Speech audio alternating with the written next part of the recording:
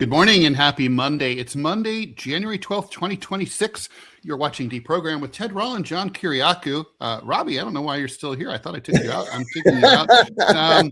Anyway, it's hitting the ground running this Monday morning. John, good to see you again. Good Robbie, to see thank you, you Ted. for filling in on Friday. Yes, thank you. Okay, we have more housekeeping than usual to take care of this morning, so let's get it out of the way before we get to the questions and the news. Okay, so please like, follow, and share the show.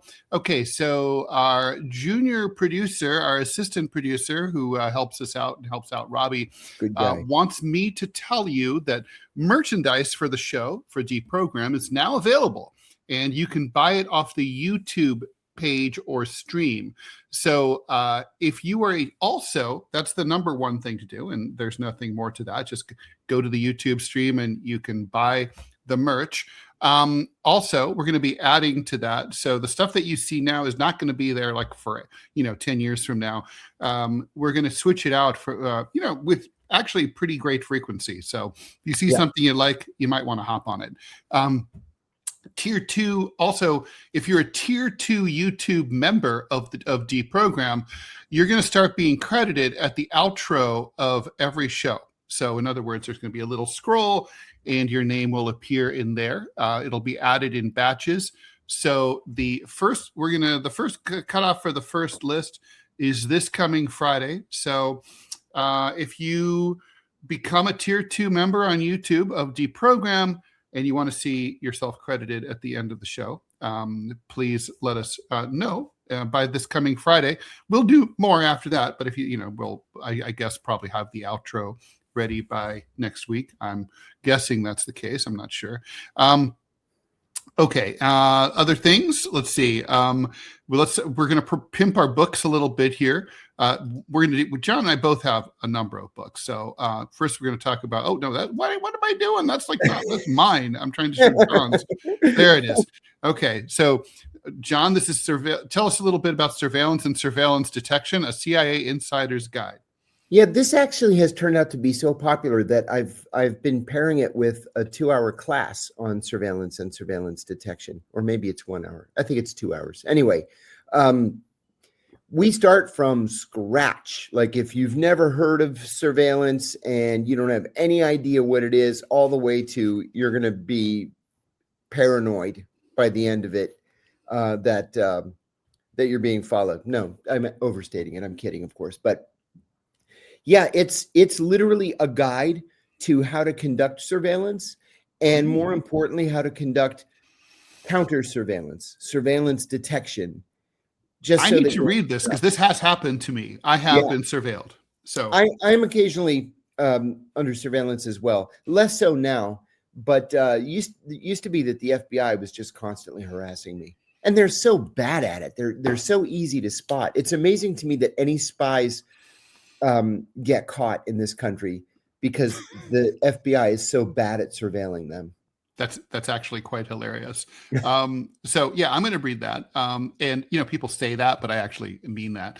And then there's my latest book, What's Left, which is pretty self-explanatory from the title. It's basically defining what the left outside of the Democratic Party, the real left, should be asking for in terms of demands. You may have noticed that the left isn't very good at that. So basically, and the policy prescription is basically taking the current federal budget, imagining that you reallocated it as is without changing anything, just leaving the tax code exactly the way it is, and then repurposed it. Obviously, I'm gutting the defense budget, but you'll see. Anyway, all right, that's that.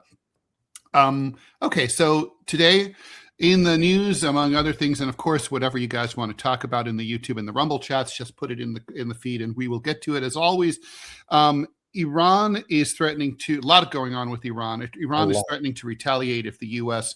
follows through on Trump's threat to militarily attack Iran in order to defend those protesters over there. But at the same time, Iran is asking for negotiations with the White House, and there's even talk now that these protests could be so big that they might pose an existential threat to the Iranian government. We'll talk about that. Here in the United States, meanwhile, see, if you protest overseas, especially in a Muslim country, we love you. But if you protest here, we don't love you so much. No. It's me. And you might get shot in the face too, buddy. Might get shot in the face. So the Trump administration is characterizing the protests that happened in hundreds of American cities across the country as domestic terrorists and is threatening to send in more ICE forces. Trump is threatening to veto the proposed bipartisan extension of Obamacare subsidies. And I think not least is Trump is going to meet with the Danes to talk about Greenland. John and I have thoughts. Can I interrupt you on that? Please. I was sitting next to a guy yesterday. Let me pull it up. On Friday night, I had this last minute request to fly to LA and be on this podcast, Diary of a CEO. I love that podcast. So Saturday morning, I jumped on a plane. I flew out. I did the podcast. I came back yesterday. So while I was at the airport, I'm sitting next to a guy who says, "Do you believe this lunatic we have as president?" He says, just some random guy. Mm-hmm. And he says, "Look at this." And he shows me his phone. I took a picture of what he was looking at. Okay. It's a timeline related to Greenland. And it says 1917, to buy the Virgin Islands from Denmark. I didn't realize we bought the Virgin Islands from Denmark. Yeah. The U.S. agrees not to ever make any claims on Greenland. So people are talking about this treaty of 1947 or what? 51. Yeah. 51. Yeah. It goes back to 1917. So I took a picture of his phone.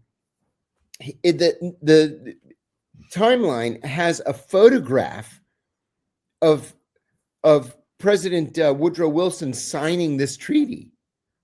So I got to do the research, but we may have like zero legs to stand on this issue. I hope. I hope so too. Look, my short take on the Greenland thing is the Danes shouldn't have even agreed to talks about it. Yeah. Once you agree to talk, it's kind of like, someone wants to take over your house. And you're like, okay, well, we can talk about it. You shouldn't be talking about it. Yeah, exactly. There's nothing to talk about. There's nothing to discuss. Could you imagine we want Brittany, so, all right, well, the French are like, we'll sit down and talk about it. Right. Why? There's nothing to talk about. No, there's nothing to talk about. Hey, can we talk about Iran for a minute? Please. There were so many developments overnight. It's almost hard to keep them straight. Mm-hmm. So yesterday afternoon, it looked like we were genuinely preparing to attack Iran. I have the same disgust with the Atlantic Council, Ted, that you do. Mm. But a former Deputy Assistant Secretary of State for Iran and Iraq, who's now at the Atlantic Council, made a good point. It's a point that I've made a number of times. And she said, we're not attacking Iran, not this week or next week, because we don't have any carrier battle groups in the region. And we don't. We're busy. We're busy. We're spread out all over the world. We'll worry about the Chinese and Taiwan and the Russians and Ukraine. And so we don't have any carrier battle groups. That was point number one. However, number two. That leads one logically to think about the other guys who. And that was exactly what I was going to say. Yeah. So the other guys, look, the Israelis finance Reza Shah Pahlavi, who's just a stooge. Patrick Bet-David, the podcaster from Fort Lauderdale, was interviewing President Trump, I think it was, the other day. And Trump asked him if he had spoken to Reza Pahlavi. And he said, I called the guy and he won't return my calls. Yeah. And then in an interview, Pahlavi says, oh, yeah, he might go back to Iran to be the Shah, but he's been here in America for so long and all of his friends are here and his girlfriend is here and he thinks he might just stay. So wait, you're saying that he's pretending to be a pretender? Yeah, that he's pretending to be a pretender. What the guy doesn't realize, because he's brain damaged, is when you take Israeli money, you got to do what the Israelis tell you to do. You Well, can't not to take their mention that's money. not going to fly in Iran. I mean, like no Absolutely. matter how much you hate I the said current to a friend of government, mine, you're not getting into bed with no, anyone who sir. sucks up to the Israelis. No. If he were to go back to Iran, he would not survive the walk from the plane to the terminal.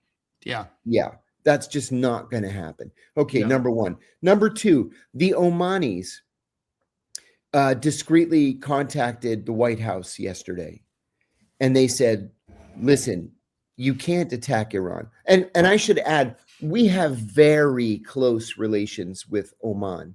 The Omanis are such good people. They always have been. They're the ones that are always the sort of the quiet voice in the room saying, come on now, let's all get along. We're going to all sit and talk, and we're going to figure this out. That's the Omanis. The Omanis and the Algerians were the ones who got the American hostages out of Iran in 1981. See, nobody remembers that. No, I do. I've always liked and respected the Omanis. So I went to Oman. I really liked it. So I loved it there. It's the most physically beautiful place I've ever been on earth. So the Omanis contacted the White House, and they said, listen, don't attack Iran. We can convince the Iranians to go back to the negotiating table over their nuclear program. The White House rejected that last night. But there's a second part to this. The Israelis then said, because obviously the White House had informed the Israelis that this was happening, the Israelis said, we want the Iranians to not have missiles, not to not have nuclear missiles. Any missiles. Any missiles. So basically, they want them to abandon mid-20th century technology. Correct. Correct. Because the Israelis want to be able to just walk into Iran whenever they damn well please. Ridiculous. It's ridiculous. The other thing I want It's also like, it's the kind of promise that if the Iranians were stupid enough to make, the Israelis couldn't count on it being true. Missiles aren't really hard to make or anything or and maintain. You can buy them anywhere. Yeah. It's a promise that the Iranians couldn't keep, even if they intended even to. If they wanted to. Yeah. The other thing was that the body count numbers. This is something that Brian Becker taught me years ago. The Washington Post, the New York Times, the LA Times, CNN, the Wall Street Journal, I looked at them all last night. And they're all saying, oh my God, it's murder in the streets Hundreds. In Iran. Oh my God, this human rights organization is saying, 172 dead. Okay, that human rights organization is based in London. And it's funded by the Israelis and Iranians in exile. And then, oh my God, there's this other human rights organization. It's saying 500 dead. Yeah, that one's in Washington. And they take money from the CIA. So you can't. So there's no reliable information. There's no reliable information. Now, are people being killed in Iran? Absolutely, yes. But think of this too.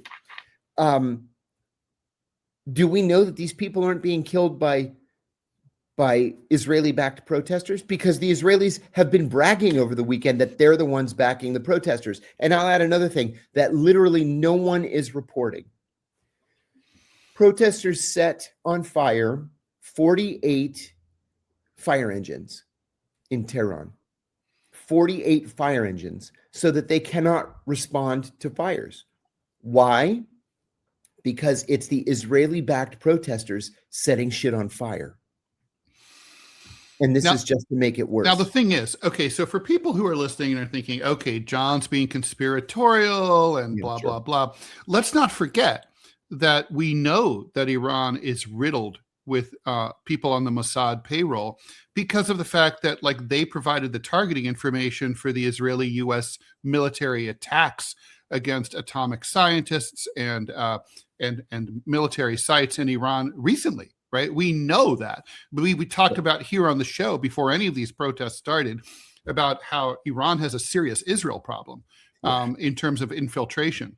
So I just want to, provide a little context there. Yeah, I think my point here is to remind everybody that there are two sides to a story. Right. And we're only getting the Israeli side. Right. The Israelis are backing Reza Pahlavi. The Israelis are backing these so-called human rights organizations. The Israelis are the ones demanding that U.S. policy be that Iran doesn't have any missiles. So we just have to be very careful to avoid falling into these propaganda traps. Well, for sure. And then I guess while we're, and I promise we're going to get to the questions out there, but some of which will probably relate to this. But, it's impossible to know if it's really true that the government is teetering on the brink of revolution, or depending on your definition of it, counter-revolution, right? I mean, certainly we know there are protests. And I mean, having been to Iran, I can definitely say that there's discontent with the government. Particularly among younger people. They're not religiously conservative, culturally as conservative as the people who carried out the revolution. The regime is definitely more supported by older people.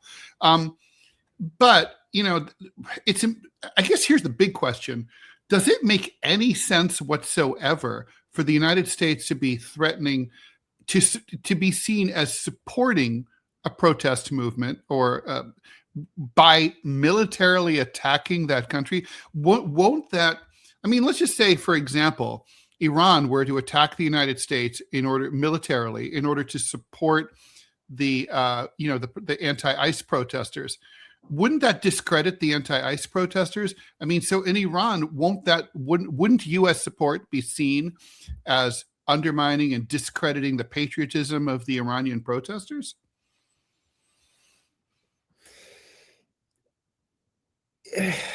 Yeah. This is very complicated. And forgive me for delaying. I'm looking at Afro-Accelerationism, who writes, very sad, John, go live in Iran in $1 a month, then for a few years while the Khomeini-owned 200 billion suffer. And I'm going to say, you should stop taking drugs before you write comments. Okay. Sorry.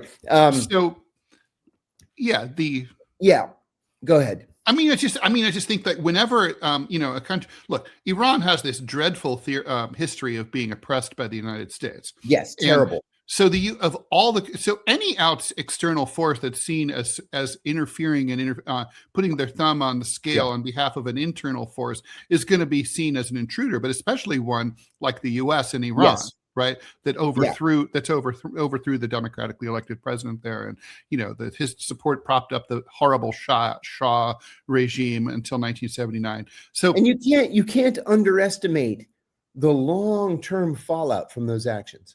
Oh yeah. So I guess the point is that, if I'm a legitimate anti-government Iranian protester, the last thing I want and need is to be seen as being a tool of the Israelis and or the Americans. Absolutely right. You can't be. You have to have an independent. So isn't this really just more of a pretext on the part of the Trump administration? It's just like we just need an excuse. I think so.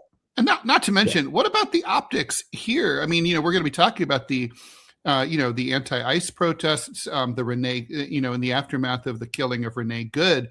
Yeah. But the hypocrisy is crazy. It reminds me so much of the early 80s when, Reagan and his administration were supporting the Solidarity movement protests in Poland, but at the same time, reviling left-wing protests, the labor movement, the PATCO here in the United States. Oh yeah, PATCO. I remember PATCO. Trade unions are good in Poland. Trade unions are not good in the United States. That's right. So isn't this the same thing? Yes, I think it is the same thing. So, yes, and what bothers me the most, and we see it in that comment that I just read, is how susceptible people are to propaganda. Yeah. Well, it's crazy. John, don't believe anything from any government. They're all lying. And from corporate media. Yeah, because corporate media is more of a mouthpiece for government than ever before. Oh, it really is. All right, shall we do some questions? Yes. Okay. Is it rational Thoughts on the Israeli logic of ousting the Ayatollah? He's the only reason the IRGC isn't rapidly reducing the supersonic missile stockpile toward Tel Aviv, Dimona, and its port cities. Well, I mean, that's a good point, right? Like the Israelis, I still can't get over the fact that they overthrew Assad. Yeah. Why would you want to? Yeah. Ted, you and I said this how many times? The devil you know is better than the devil you don't. And Assad was no threat to the Israelis. He was keeping things under wraps, right? I mean, it's sort of like the West. I never understood why we got in bed with the Mujahideen. Like, Soviet influenced occupation of Afghanistan was the best anti-Islamism tool the United States had. Yes. It's like, yes. So I don't know. So are the Israelis not smart enough to know what's good for them in this situation? I think that Benjamin Netanyahu has this laser focus on just defanging one of the biggest countries in the Middle East. And he's lost sight of what might be the best for Israel. Yeah. The Israelis and the Iranians under the Shah had diplomatic relations, right? There were embassies. There's an Iranian embassy in Tel Aviv. There was an Israeli embassy in Tehran. It wasn't full. They weren't like full diplomatic relations. They were just kind of nominal, but there were relations. And that's not going to happen again. And Netanyahu seems to think that there is this golden age that's just in front of us, this golden age of Israeli-Iranian relations, that if only the Ayatollahs were gone, then Israel would be welcomed with open arms by the Iranian people. That's not true. There's a handful of Iranian Jews. There used to be a lot of them, but they all live in Beverly Hills now. And there is no such golden age in the offing. I also think what's underappreciated by Westerners and by the Israelis is how Iran is not a highly centralized state, right? It's like governmentally, it's got like overlapping governmental structures of authority, and then geographically, right? I mean, the internal politics of a city like Mashhad is like totally unrelated to the internal politics of a cosmopolitan area like Tehran. I mean, it's like, I think it's far more likely if the Iranian government collapses, I think you're going to see civil war. You're not going to see like a new friend for the West that that Tel Aviv loves. Yes. I mean, how likely do you think, how much trouble do you think the Iranian government is really in? I mean, I know it's impossible to know really, but. Yeah, I think that they are in trouble because they cut off access to the internet on Thursday and they cut off international telephone calls Friday. So it's just impossible. Although they're quick to that. Yeah, they are. They're quick to it. But I think that they have to be a little bit worried. Now, this started off as an economic protest because the value of the rial has just collapsed over the last few weeks. And it started in the Grand Bazaar in Tehran. And then it kind of went away for a day and then popped up again in some of the small towns around the country and then took on a life of its own. But again, how much of this is indigenous and how much has been provoked by the Americans and the Israelis? Well, most of it is provoked. I mean, The thing is, though, okay, so as a former banker, I'm not really understanding, unless there's an obsession with keeping hard currency. For the average Iranian, their rial is worth the same at the supermarket as it was 2 months ago, right? It's only if you're involved in foreign exchange does this really matter.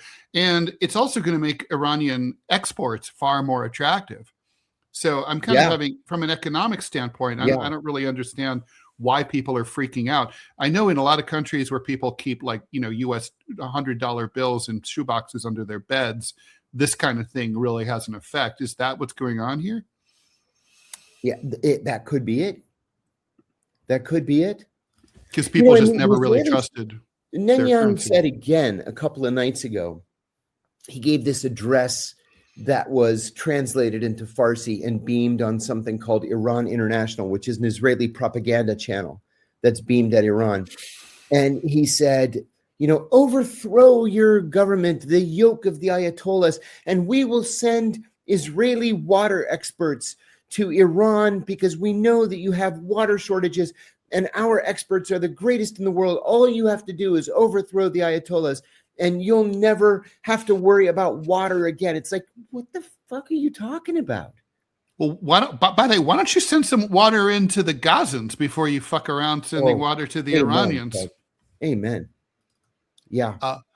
Just Samantha says, good morning. What's happening with Iran blackout protests, murder? Can't trust anyone else for the news. Been waiting for us. Thank you. Appreciate that. Thank you. Question for John from Rob Steiner. Sent you an article to Facebook Messenger. The UK has just compensated Abu Zubaydah for allowing his torture. What's your thoughts? Wow. I was talking to his attorney last night. And this is huge. I mean, it's not going to get him out of Guantanamo yet, but he sued the British government for being complicit in his torture, which they were. He was the guy who was waterboarded 182 times. 83 times, yeah. Uh-huh. And he sued the British government and he won. He won. So listen, poor Abu Zubaydah, he has won every step of the way. Every time he sues, he wins. Or even when the suit is dismissed, the judge will say, yes, what happened to you was terrible. What happened to you was criminal, but you can't sue the U.S. government without the U.S. government's permission to sue. So I have to dismiss the case. Absurd. The British, it wasn't like that. The court was like, yeah, the British intelligence service was complicit in your torture. You win. I will say another thing. At the very end of the Biden administration, Abu Zubaydah's attorneys were in advanced talks to have him released. A decision was made to release him. The only reason he wasn't released was because they couldn't find a country that would agree to take him. And then Donald Trump won. And so nothing is going to happen for 4 years. If a Democrat wins, presumably those talks would be restarted and eventually the guy will be released. He should be released because he was innocent of what we accused him of. Mm-hmm. He was tortured mercilessly and he has never been charged with a crime. In my opinion, those people should to tell people that we kidnapped and held without respecting their rights for years, and then say, well, okay, we've determined you're not a threat, that you didn't do anything wrong, but we'll let you go, but we can't find another country to take you, is sophistry. They should release them to the United States. I mean, we have a whole big country here. And if you're worried about them, have the FBI follow them around and put a air tag on their car and just watch them. That's it, right? I mean, just totally basically agree. There's a guy known as the Mauritanian. There was a movie made about his life. This is Mohamedou Ould Slahi. I read his book too. Mohamedou is a good friend of mine. And what we did to that man, oh my God, it makes me ashamed. It makes me ashamed to have ever had anything to do with the CIA for what we did to that man. But he's one of many. He's one of many. And he couldn't find a place that would take him. Finally, the Italians gave him a 1-year visa. He couldn't go back to Mauritania. God knows what would have happened to him there.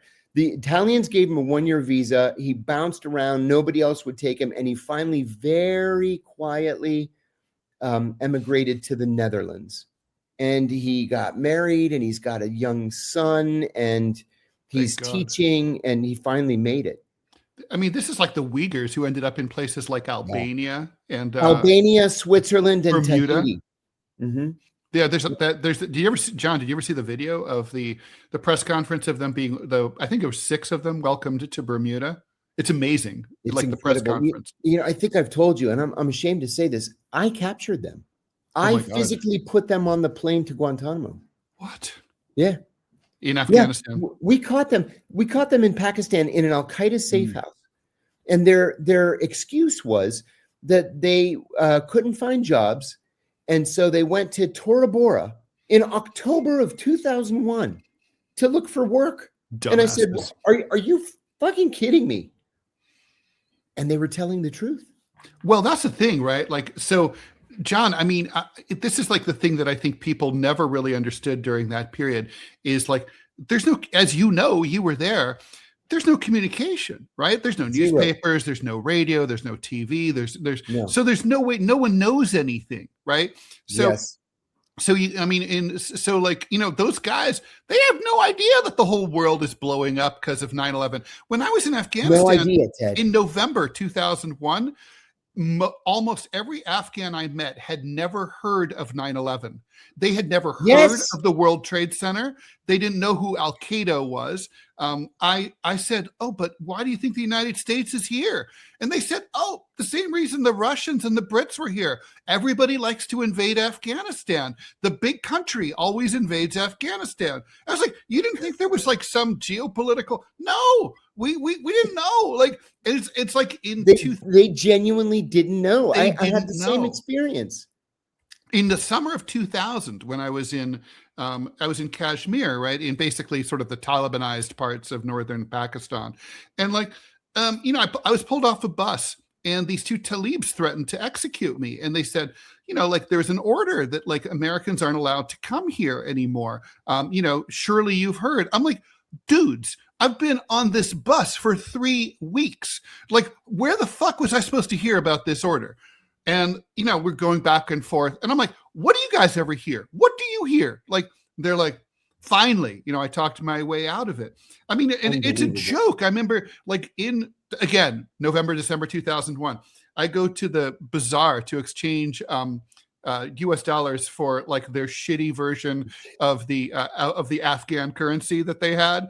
And so they're like, so I go like a week after I'd been a week before, and the guy gives me less than he had the week before.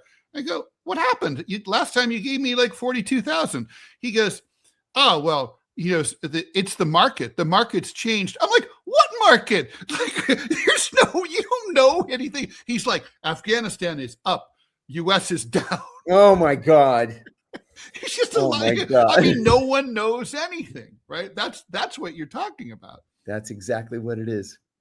We have an ad we should go to. All right, let's do it. Go ahead and put that up. Robbie, let's put you up and talk about the GoFundMe. We're almost there. We're there at 80%. Guys, we really need you to kick in to the GoFundMe so we can keep Robbie. We need $1,000 a month. John and I have already paid our $1,000 for this month.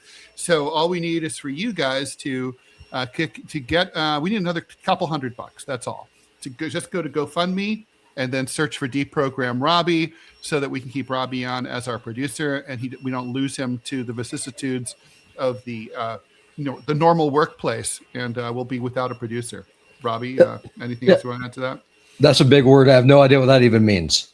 Vicissitude. I mean, no, this is the kind of high quality production. It's a fancy word for random shit. Fair enough. It's either this or Walmart. So, I mean, those are my options. But no, I mean, seriously, I just want to just thank everyone for their support. Y'all's generosity is amazing.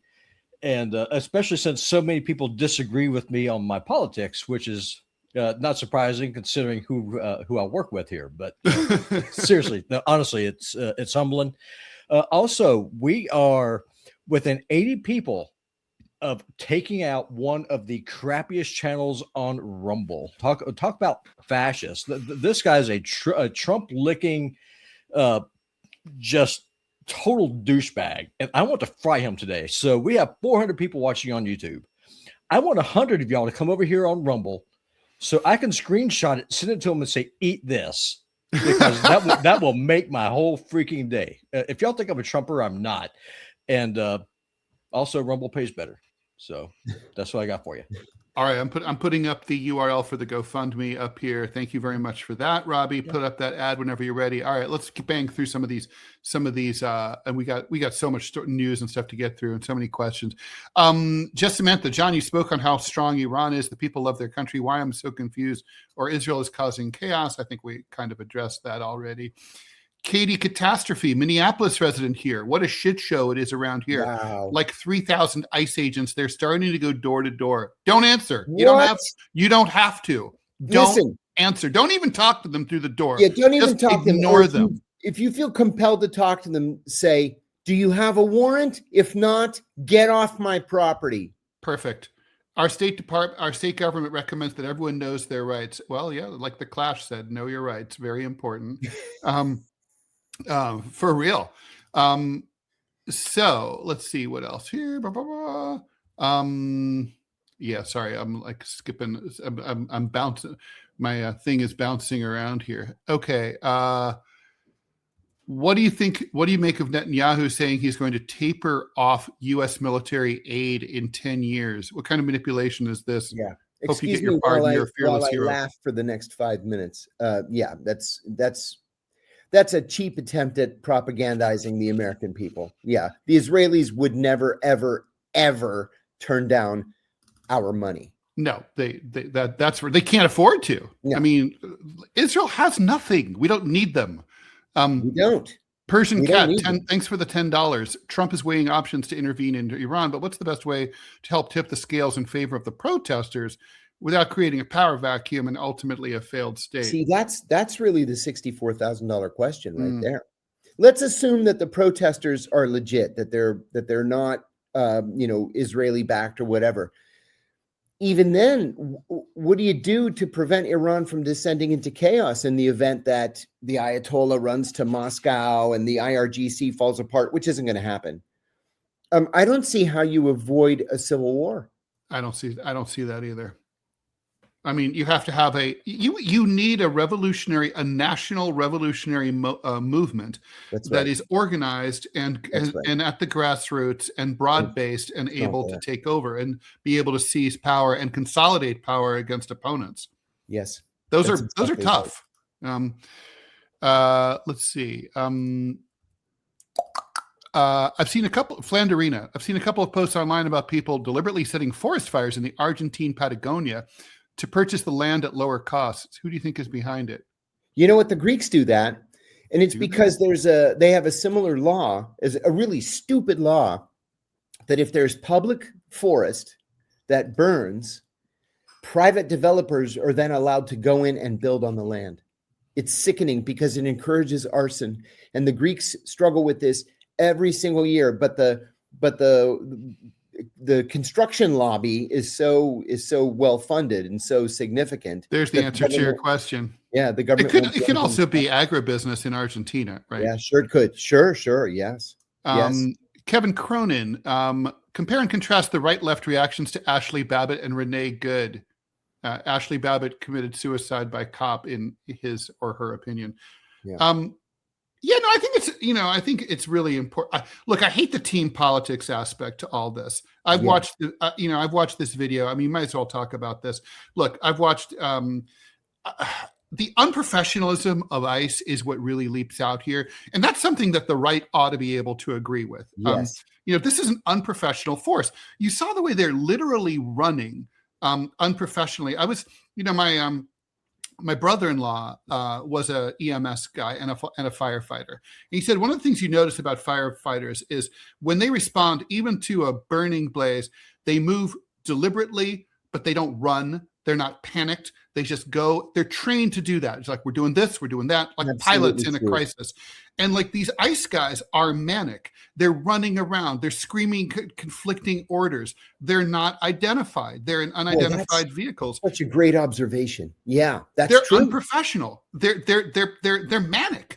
And so, of course, obviously, look, they're going to trigger a flight or fight response. Like if someone breaks my car window and tries to reach in, I'm going to hit the gas probably. And even from the standpoint of just, Jonathan Ross, the ICE agent who shot her, he wasn't protecting himself or his colleagues by what he did, by standing somewhat in front of the car. By the way, I don't believe for a minute that he was hit.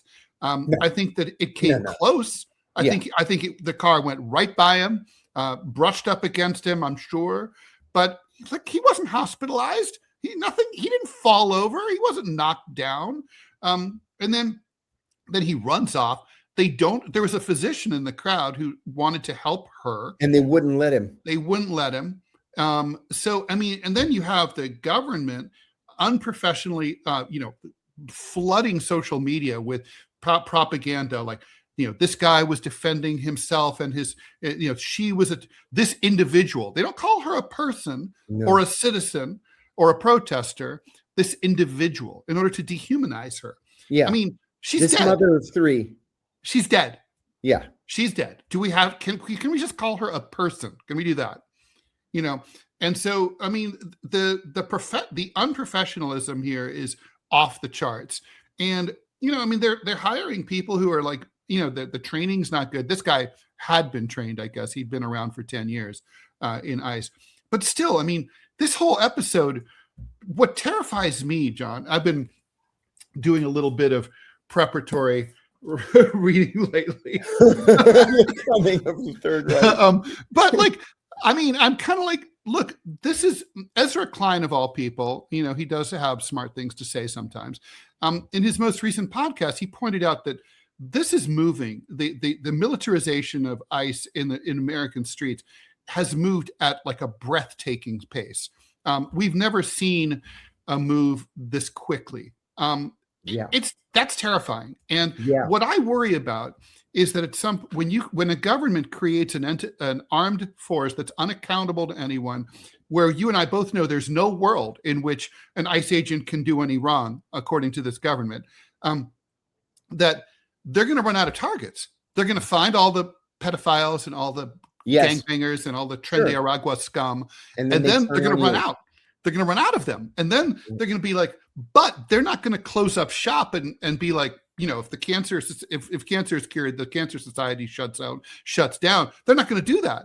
They're going to be the biggest militarized force on earth, highly funded, looking for something to do. And then they come looking for other people. That's the part that terrifies me. I couldn't agree more. I couldn't even add anything to that. That's exactly right. It frightens the daylights out of me. I think in a year, we're going to be in a world of shit. But all right, $5 from Gitmo Goblin, my favorite name of the day. Bob Weir, founding member of the Grateful Dead, died. Any of you guys a fan? John, do you know anything about CIA involvement in the counterculture scene of San Francisco in the late 1960s? Yes, I do, actually. That's a great question. I do. In fact, I've done a couple of documentary interviews about this. All you have to do is look at Operation Midnight Climax, right? Google Operation Midnight Climax. The CIA rented safe houses in San Francisco. And what they did is they hired a whole bunch of prostitutes to go out on the street, lure Johns to their safe houses. They dosed these guys with LSD and then just watched them freak out through a two-way mirror. And that's how they got started with LSD. It was through the counterculture in San Francisco. There are credible analyses, I'll call them, of contact between the CIA and Charles Manson in the middle 1960s, especially at whatever it was called, Los Angeles County Community College, I think is what it was called, where Manson was taking classes. Mm-hmm. Manson may have been a part of, and Sirhan may have been a part of experiments that were coming from the MK Ultra program. So yeah, there's a lot out there on the CIA and the counterculture. I'll admit that I'm not a fan of the Grateful Dead. I really, they're one of those bands where I really obviously respect the fact that they built, what they are? They were real pioneers in terms of engagement. Yeah. Before social media, right? Decades before social media, but establishing this incredibly personal relationship with their fans, unlike any other group, right? Yeah. More so. Agreed. I saw Jerry Garcia do an acoustic concert at George Washington University, but I never saw the Dead as a band. A bunch of guys on my floor when I was an RA, because I was the only one who was 21, I foolishly rented them a car. And I drove all of them down to Norfolk, Virginia to go to a Dead concert. But I just sat in the car while they were in the concert. I don't like the music. I mean, to me, like a lame, like Casey Jones, like maybe like one of the best Dead songs. It would be a mediocre Kinks or Rolling Stones song. Yeah.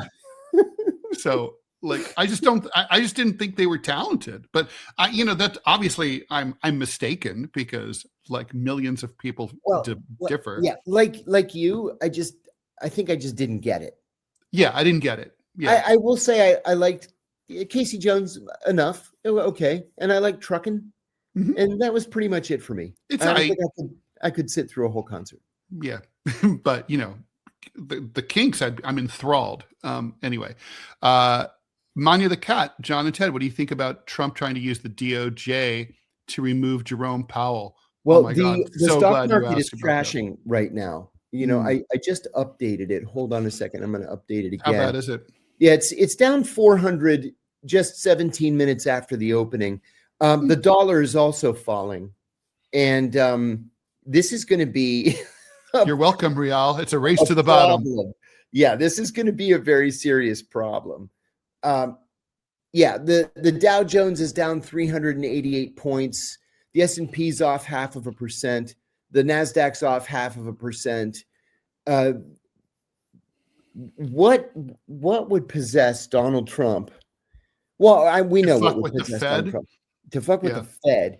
It's because he wants Powell out and he wants to appoint his own person. And that's just not the way the system works. You just can't.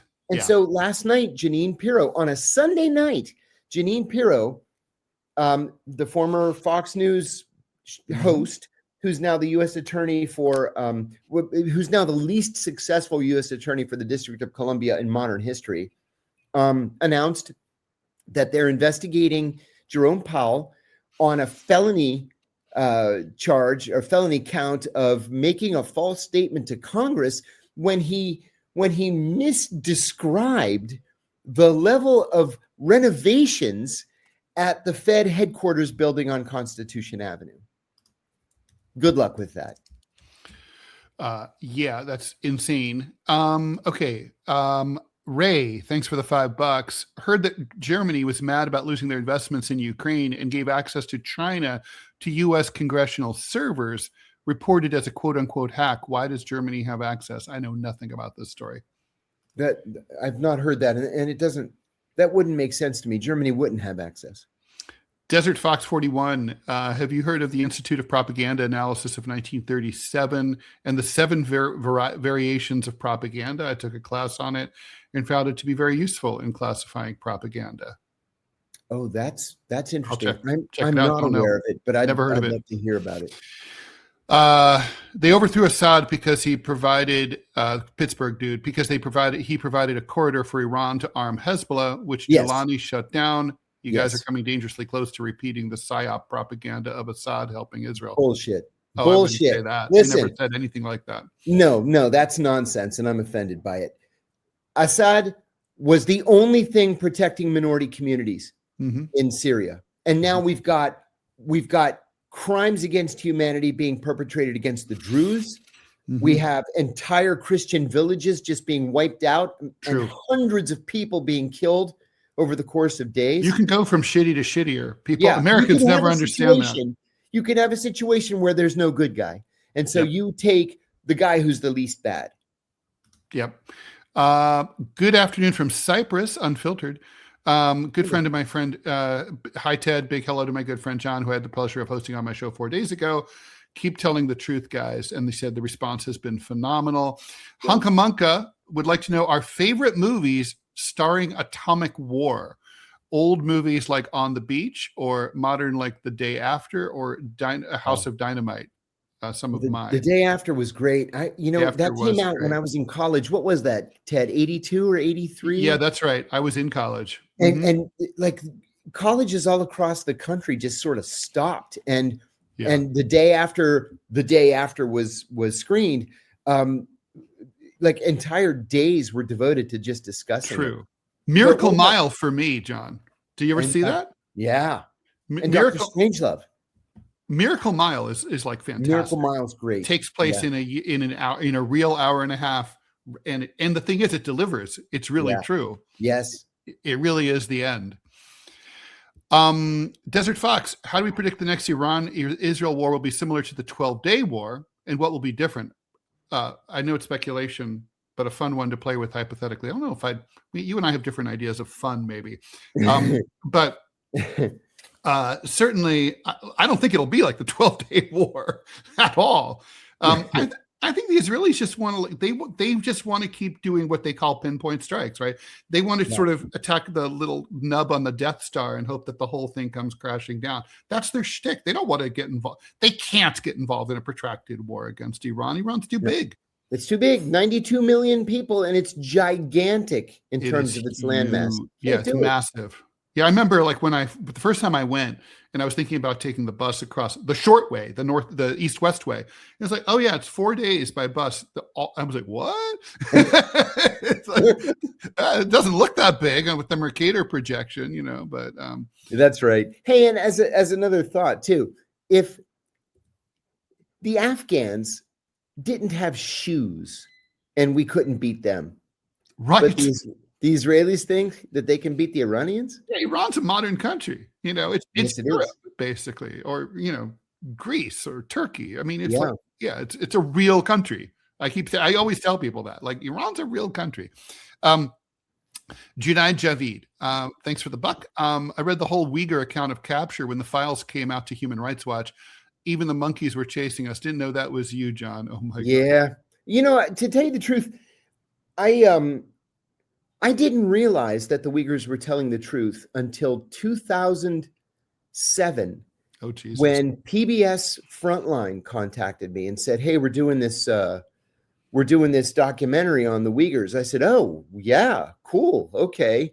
And they said, "We heard that you were responsible for their capture in Pakistan." I said, "Oh, I'd never spoken about it." And I said, "Yeah, actually, that was me." And they said, "Well, we're doing a documentary about how they were completely innocent." And I was like, "What? Completely innocent?" I said, "Do you know they came from Tora Bora?" And then they told me the story, and I was like, "Oh my God, are you kidding me?" Worst luck ever. Yeah. Oh my God. F.U. said, thanks for the buck. Thoughts on dudes who was found with like 1,000 corpses, like he was Rob Zombie in Philly. Yeah, he was digging up graves like Ed Gein and putting them in his basement. He had 100 partially rotten, partially mummified bodies in his basement. This is a guy who's deeply, deeply mentally ill. Mom, hey, there's always a job with ICE. Thanks for the 50 Canadian dollars, Afro Estelle. I'm French and not on drugs. Last time Iran got nuked, all our Iranian friends, both in Iran and Canada, partied and enjoyed the process. Propaganda or not, it's probably 30% of the population. Religious intent is free from expression, not oppression. John, thanks for the Pop Bod 9.99. Thank you so much for the 10 Australian dollars. How much of your people skills did you use? You used as a case officer were learned versus natural talent? Great question. How did you build trust with your targets? That's a great question. You have to have this underlying core of natural talent. You have to be able to talk about a million different things. And you have to appear to be able to speak authoritatively. One of the biggest compliments I ever got was from a boss of mine. We were meeting with a source. I was developing a source for recruitment. It was so sensitive, we couldn't meet him in the country where he lived. We had to fly back to the United States to meet with him. And I set up a meeting at a hotel in Washington with my boss and with my senior colleague. And while we were making chit chat before the meeting, the guy said, "Oh, I'd love to see a show. I heard such and such was on Broadway." And I said, "Oh, I had read a review about it in Time, the New York Times." And so I said, "Oh yeah, blah blah blah blah blah." And then he said, "And what about this sport you have, baseball?" And I said, "Oh, sure, I'll take you to a Nationals game," and blah blah blah blah. And there was something else.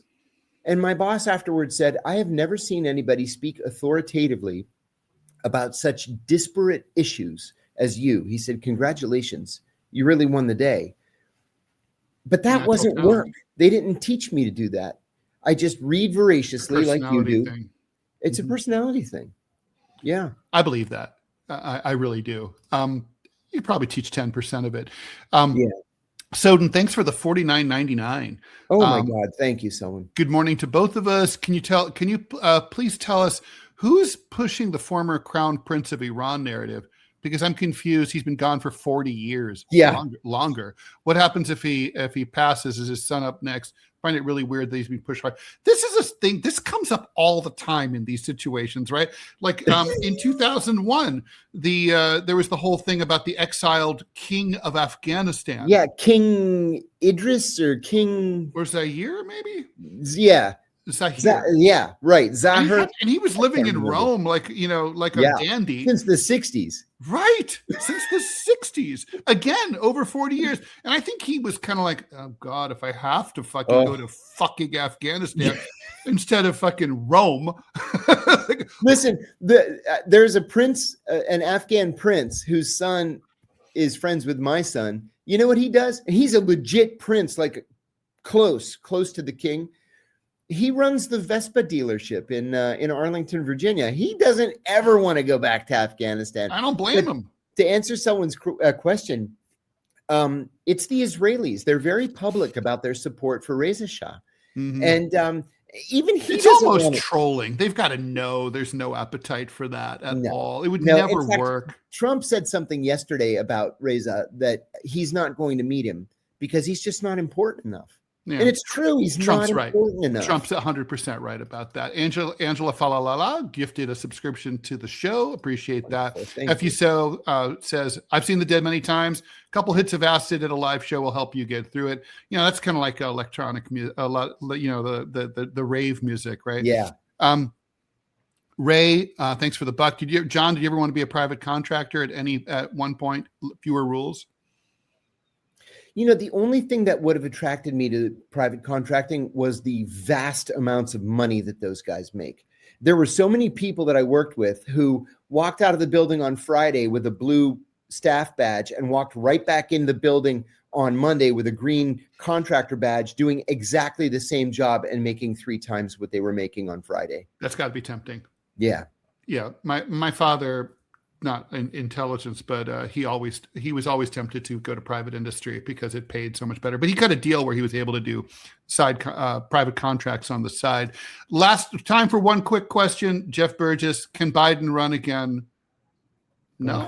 Yeah, he could. Yeah, he could. Yes, he could. He's legally only been president once, but he won't. I don't think he'll remember that he was president by the time. Yeah, no, exactly. I mean, he's a drooling idiot. That's just true and sad, but true. Okay, so I guess that's it for today. We'll be back tomorrow, Tuesday. Please don't forget Robbie Aid. Go to GoFundMe and search for DeProgram Robbie. Let's get that done so we can polish off January quickly. We're 80% there. Thank you so much for your support so far. It's GoFundMe. DeProgram Robbie. I put it up there. There's a /F in the middle. Okay. Anyway, thank you so much, John, and see you guys tomorrow at 10. Please stay tuned for the TMI show with me and Manila Chan coming right up. Bye. Bye-bye.